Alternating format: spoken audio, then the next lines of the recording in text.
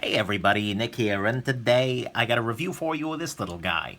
This is a Spyderco Delica, except it's in a Damascus steel with titanium handles. Very interesting little knife. As many of you already know, the Spyderco Delica is my favorite choice for EDC under like 500 bucks. So it's a really excellent knife, and I'm a big fan of it. And I want to thank my buddy Ian over at Tekken Tools for sending this guy along for review because I've always been curious about this upgraded model.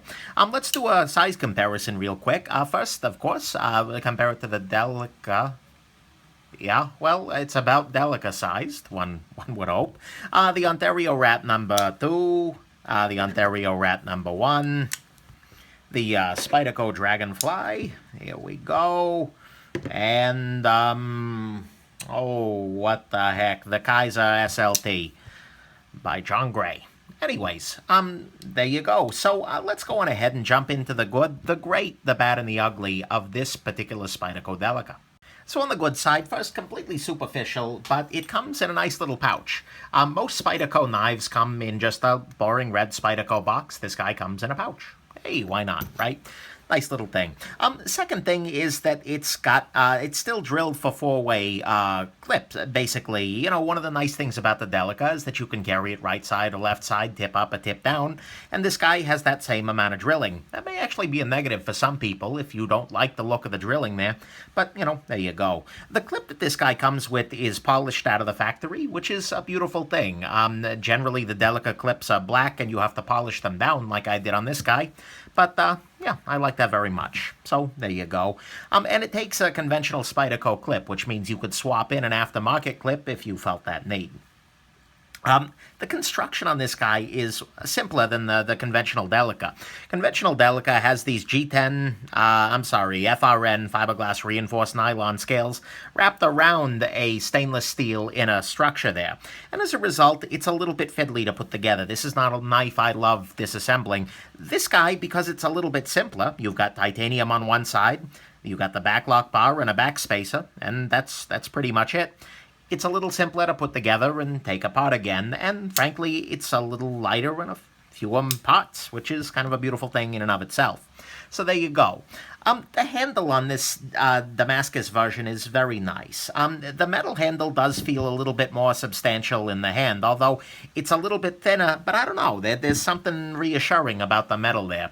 I'm a bit of a metal snob, so it's, you know, yeah, who knows. But that is nice, and the whole thing feels a little bit denser.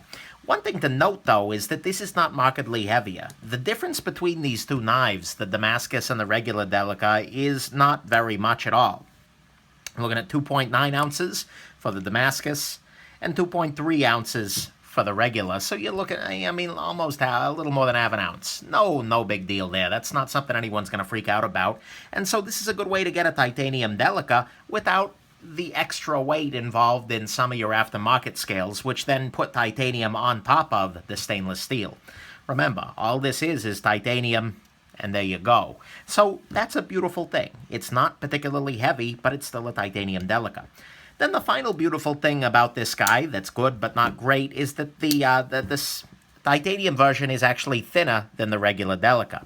If I hold it up next to one another, hopefully you'll be able to see this, but there is actually a difference in thickness between these two knives. It's not huge, but it definitely is there. And this guy feels a little bit thinner in the hand, feels a little thinner in the pocket, and because it's not markedly heavier, it carries just as nicely, if not a little bit more so. So I like that very much. This handle, being simpler, being a little bit more substantial feeling, and a little bit thinner, is a beautiful thing, even relative to the regular Delica. So there you go, that's your good. It comes in a nice pouch. It's still drilled for a four-way clip, and it's polished clip as well. The construction is simpler. The handle just feels a little bit nicer. It's not that much heavier. It's titanium, of course, and it's a little bit thinner than your regular Delica. Let's talk about the great. The great thing about this knife is that it is a Spyderco Delica, and I really do think this is one of the very best EDC pocket knife designs out there. I didn't say the very best, perhaps, but it is really, really good. It's nice in the hand. The ergonomics on it are really great. It's got enough blade, but not too much blade. There's just not a whole lot wrong with the Spyderco Delica. And as I've said many a time, if I could only carry one knife for the rest of my life, and it had to be versatile, it had to be inexpensive, this would probably be where I go. The Spyderco Delica is a stellar EDC option. The very best ones. And this version, with the fancy pants, didn't change all that much with it. There's a little bit less jimping on the top here, relative to the regular one. It's a little less textured overall, and the lanyard hole is a little different. On the conventional Delica, the lanyard hole is through the little clip hole there, versus on this guy, there's an open hole in the back. But aside from that, there's not much going on here that's a substantial deviation. So I appreciate that. They're taking a really good thing, and they're just making it a little bit differently. Can't argue with that. If it ain't broke, don't fix it. So that's your great. It's a Spyderco Delica, and that's a beautiful thing. Couple of bad things here. First off, the steel at the core here is just a VG10, and it says that on the side. But if we look very closely at the spine of the blade, you can see that there's the polished portion, and then in the center there's VG10 blade steel. And so they've laminated a Damascus steel to either side of some VG10, and then ground it down so that in the middle here, this black part is the VG10, which takes an etch a little bit better.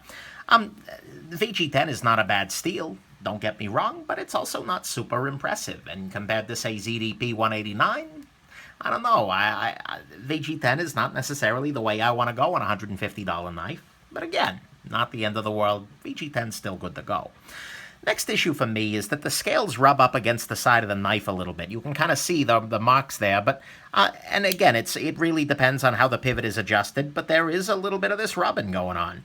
And that often happens. The Spyderco Cali line has some of that. I mean, it's just a fact of life sometimes, but I don't appreciate it here.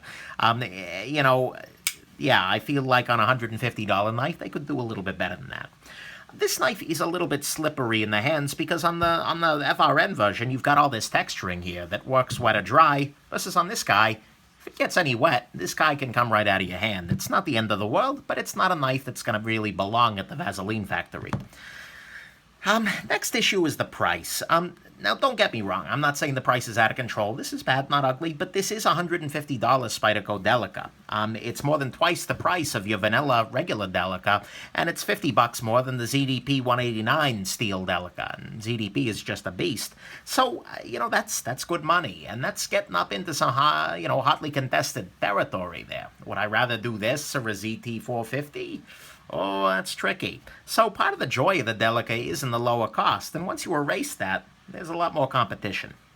Then finally, the last thing that bugs me a little bit about this guy is that the Damascus itself isn't that interesting to me.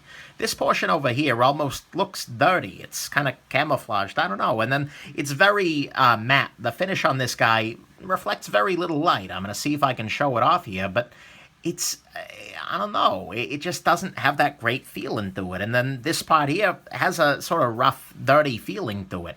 And compared with the really clean handle on this guy, the Damascus just doesn't blow me away. And let's compare it to some Damascus steel by a company called Damascus Steel. This is in a Cody Utzler custom regulator here.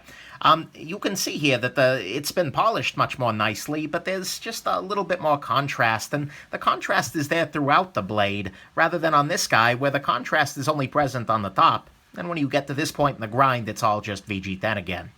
So I don't know, the Damascus here just doesn't really do it for me, and it almost looks a little bit dirty next to this really clean handle. So, yeah, there you go. That's your bad. It's still VG10 at the core, which is not terrible, but it's not perfect either. It rubs a little bit against the scales. It's a bit slippery. It's twice the price of your vanilla Delica, and the Damascus, for me, isn't very attractive. And in fact, that's the only thing I could think of that would be ugly here, but honestly, that's very subjective. There are going to be people who look at this Damascus and just fall in love, and so if that's the case for you, then by God, follow your bliss. No problem. So there's no ugly there, except for me, the Dammy's a little bit ugly. Such is life. Let's go to the final conclusion. I mean, the final conclusion here is that it's a Delica. It's got all the good, it's got all the bad, and it's got all the ugly of the Delica, except with a couple of little tweaks. And the Delica is a knife that is way more great than it is ugly. So, at some level, this is good to go, and I do recommend it. And in fact, the handle on this guy is really compelling and really nice. It's beefy, it's slim, it's well finished, and it's not as heavy, it's not as thick as some of your aftermarket titanium things. So this is a way to really make a Delica feel more, I don't know, high-end, more interesting. Unfortunately, the blade on this guy, like I said, leaves me a little bit cold, and I really, really wish that they'd sold the titanium Delica handle with a ZDP steel. Oh, I would buy that in a freaking heartbeat. That would be a really compelling sort of thing. But unfortunately, you get titanium, you get Damascus. That's life. You may be able to do a blade swap, but sometimes those are a little bit tricky. I don't necessarily recommend it. Trying that at home, that's advanced stuff. Just because sometimes the lock geometry varies a little bit from unit to unit. So, anyways, there you go. So I do wish there was a ZDP version.